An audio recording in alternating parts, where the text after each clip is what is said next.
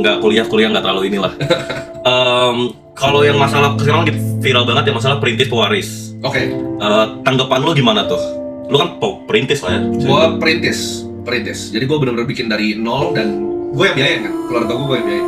Gini loh, perintis dan pewaris ini yang biar sama ya. Gue kan gak terlalu pengawas sosmed kan, itu yang lu rebut handphone juga gue agak telat kan lihat. Agak telat. Gue telat banget lihat. Agak delay. Gue kayak seminggu depan gue baru lihat itu. Jadi gue bukan pegiat sosial media, ini banyak yang gak tau gue tuh gak pernah buka TikTok gitu.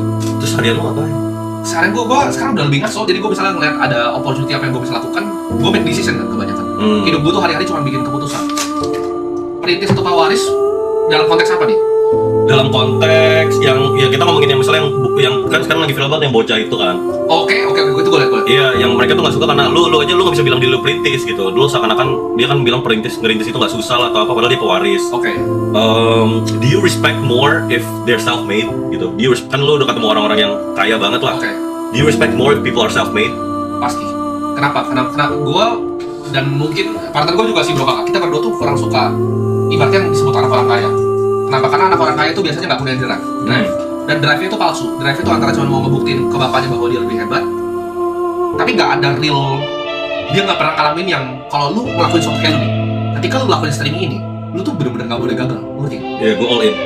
Lu nggak bisa secara manusiawi, lu nggak bisa gagal. Kalau lu gagal bener-bener nggak bisa beli minuman, nggak bisa makan. Mereka tuh nggak pernah punya itunya, nggak pernah dikasih kesempatan sama dunia buat punya itunya. Jadi ketika gue berbisnis, gue jarang banget. Gue hampir nggak pernah berbisnis sama anak orang kaya, dan gue nggak akan mau berbisnis sama anak orang kaya. Karena drive-nya belum ketes sama. Satu, drive belum ketes. Ada yang bilang juga, tapi kan anak-anak orang kaya belum tentu bapaknya tuh kaya terus. Kenapa? Karena gini, even Vanderbilt kaya banget kan keluarganya, hancur generasi ketiga. Even Rockefeller pun generasi yang turunan 4 ini udah mulai goyang. Turunan 4 udah goyang keluarganya. Hartanya udah turun 99% dengan foundation dan semua. Kenapa? Karena dunia berubah. Apalagi sekarang.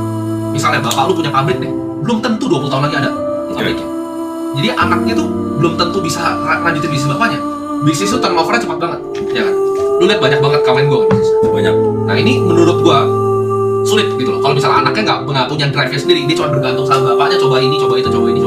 Karena kan kebanyakan gitu, orang-orang ngaku-ngaku, oh dia bikin sendiri misalnya, dia bisa investasi saham sendiri, padahal bapaknya punya emiten. Nah, itu banyak banget di Indonesia.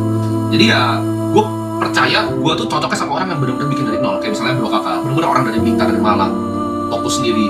Atau misalnya partner-partner gue di Holy Wings, semua. Bang Ferry Mandi misalnya juga ya self-made.